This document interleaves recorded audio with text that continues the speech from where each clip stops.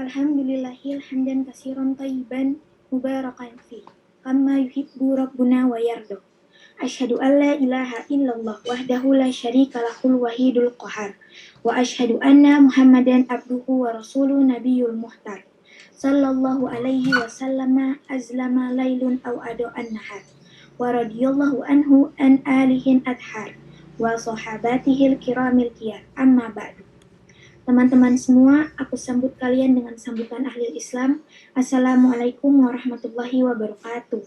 Waalaikumsalam warahmatullahi wabarakatuh. Insya Allah ini adalah pertemuan kedua kita di semester genap dan insya Allah ada 2 pertemuan lagi. Kami di sini bukan maksud menggurui, tentu kami tahu banyak yang lebih berilmu dari kami. Kami hanya seperti tutor sebaya atau layaknya BPI. Teman-teman sekalian, kita tidak tahu siapa yang ilmunya lebih unggul di sisi Allah. Bicaranya saya di sini untuk melanjutkan materi bulan kemarin. Pembahasan kali ini, kami akan menjelaskan kadar iman yang wajib dimiliki setiap muslim. Jika dia memiliki iman dengan kadar seperti ini, dia berada di zona aman dan di sisi Allah dia seorang mukmin. Berikut kadar wajib yang harus dimiliki oleh seseorang dalam setiap rukun imannya. Dan ini kami mengambil dari keterangan Syekh Shalih Al-Syekh Hafizahullah Ta'ala. Yang pertama, iman kepada Allah.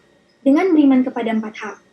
Yang pertama, beriman dengan adanya Allah atau wujud Allah. Artinya dia meyakini bahwa Allah itu ada. Yang kedua, beriman pada rububiyah Allah. Artinya beriman kepada apa yang Allah kerjakan. Allah yang menghidupkan dan mematikan. Allah yang menciptakan alam semesta. Allah yang mengatur alam semesta. Allah yang memberikan rezeki kepada semua makhluknya. Atau biasa kita kenal dengan tauhid rububiyah, yang artinya mengesahkan Allah dalam segala perbuatan Allah Subhanahu wa Ta'ala. Dan hal ini dikembalikan kepada Al-Quran dan Sunnah Nabi yang sahih. Yang ketiga, beriman pada uluhiyah Allah. Artinya, meyakini bahwa hanya Allah lah yang berhak diibadahi dan selainnya tidak ada yang boleh diibadahi. Atau biasa kita kenal dengan tauhid uluhiyah, yang artinya hanya mempersembahkan segala sesuatu bentuk peribadatan hanya kepada Allah. Yang keempat, beriman pada asma wa sifat Allah. Artinya, beriman dan meyakini bahwa Allah memiliki nama-nama dan sifat-sifat Allah yang maha sempurna. Beriman pada nama-nama dan sifat-sifatnya yang ada di dalam Al-Quran dan Sunnah Nabi yang sahih, ataupun nama-nama yang masih Allah rahasiakan. Inilah yang dikatakan Allah dalam firman-Nya dalam surat Al-A'raf ayat 180. Siapa yang meyakini 4 hal ini, maka dia telah mengimani rukun iman yang pertama dan berada di zona aman untuk rukun iman yang pertama. Yang kedua, iman kepada malaikat. Seseorang meyakini secara global bahwa malaikat itu adalah makhluk dari makhluk-makhluk Allah.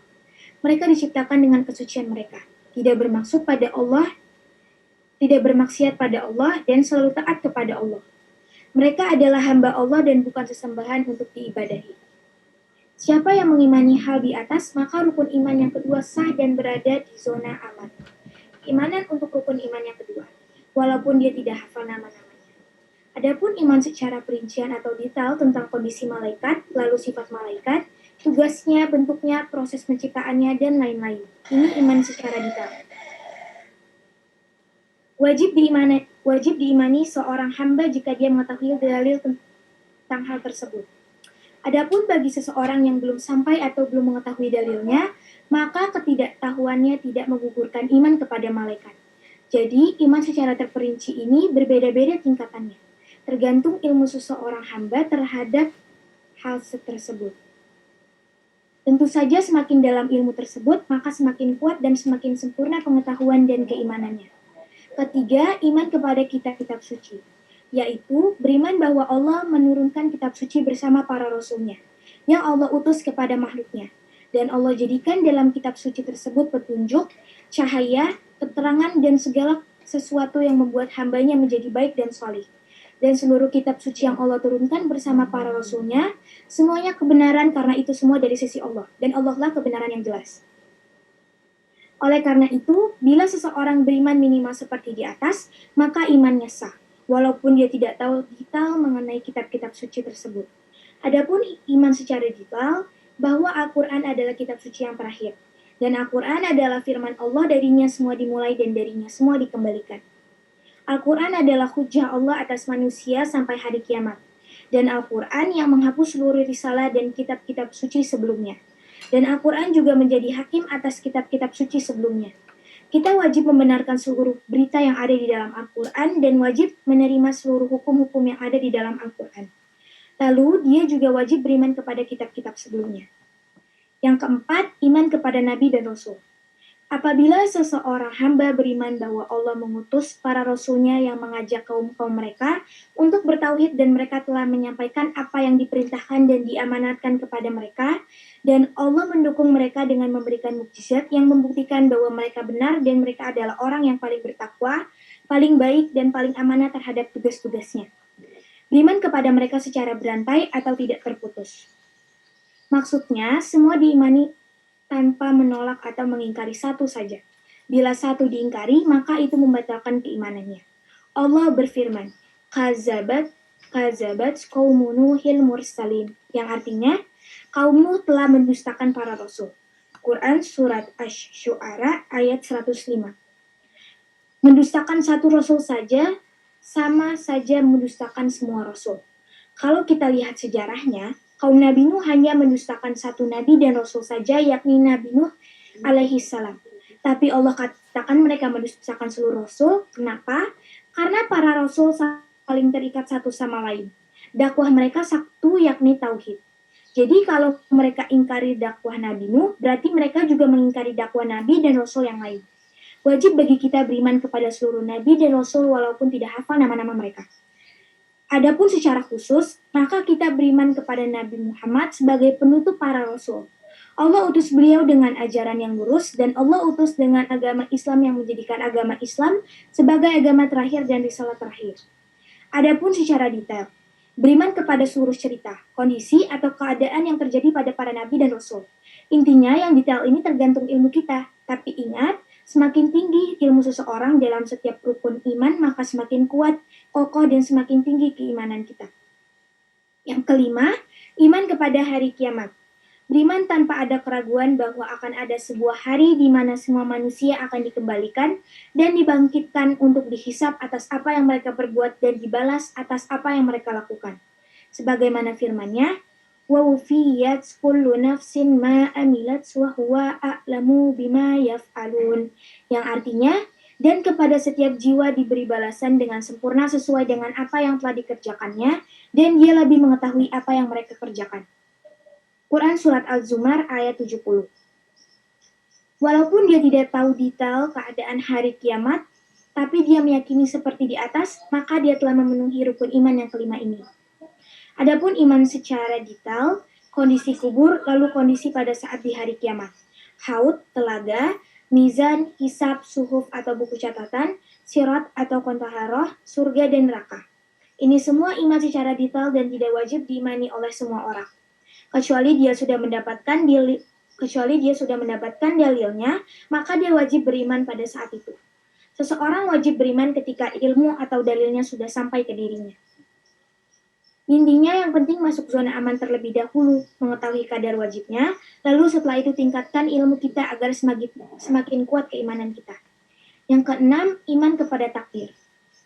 Seorang hamba beriman apa yang terjadi di alam semesta ini telah didahului oleh takdir Allah dan Allah mengetahui seluruh kondisi yang ada di alam semesta. Dan Allah mengetahui seluruh hal-hal detail tentang seluruh hambanya sebelum Allah ciptakan mereka.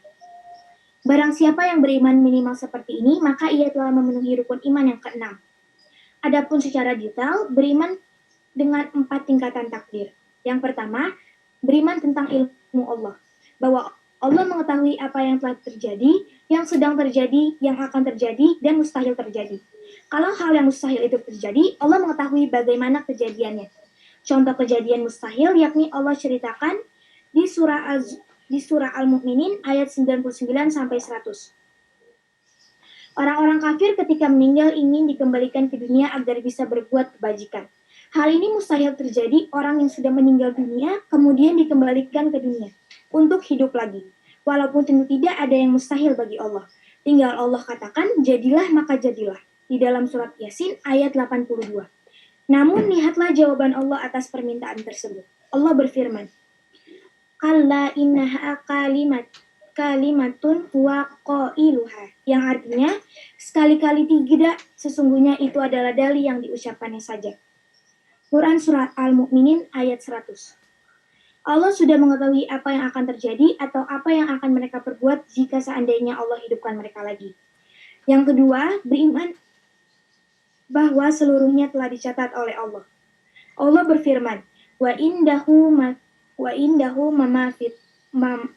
indahu mamafituhul ghaibi la ya'lamuha illa huwa wa ya'lamu ma fil bari wal bahri wa ma tashkutu min waraqatin illa ya'lamuha wala habbatin fi zulumatil ardi wala ratbin wala yabisin illa fi kitabim mubin, yang artinya, dan kunci-kunci semua yang gaib ada padanya. Tidak ada yang mengetahui selain dia.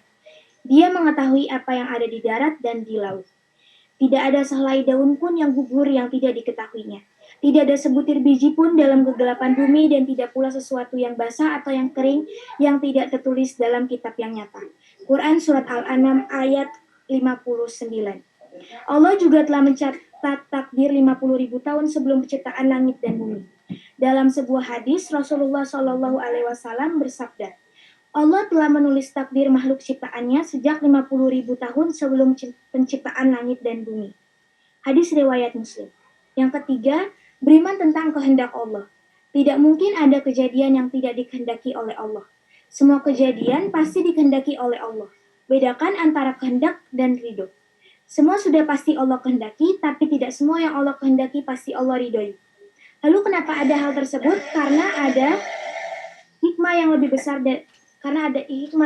dari itu. Allah berfirman, "Wa ma tasya'una illa an yasha Allahu rabbul alamin." Yang artinya, dan kamu tidak dapat menghendaki menempuh jalan itu kecuali apabila dikehendaki Allah, Tuhan seluruh alam. Quran Surat At-Takwir ayat 29. Yang keempat, semua yang terjadi diciptakan oleh Allah. Bahwa semua yang ada di alam semesta ini Allah lah penciptanya. Terakhir, berusahalah untuk mendapatkan manisnya iman. Lalu apa yang dimaksud manisnya iman? Imam Nawawi dalam Syarh Sahih Muslim, yakni merasakan kenikmatan ketika melaksanakan ketaatan. Imam Zahabi membawakan ucap Imam Ahmad bin Harb, aku telah beribadah 50 tahun tapi aku belum merasakan rasa manisnya ibadah sampai saya meninggalkan 3 hal. Yang pertama, aku tinggalkan ridho manusia hingga aku mampu mengatakan yang benar. Yang kedua, aku tinggalkan pertemanan dengan para pendosa hingga aku berteman dengan orang-orang soleh. Yang ketiga, aku tinggalkan manisnya dunia hingga aku mendapatkan manisnya akhirat. Sekian kajian Islam kedua dari saya. Semoga yang mendengarkan mendapatkan hikmah dan ridho dari Allah Subhanahu wa Ta'ala. Mohon maaf apabila ada salah-salah kata atau salah pengucapan. Wassalamualaikum warahmatullahi wabarakatuh.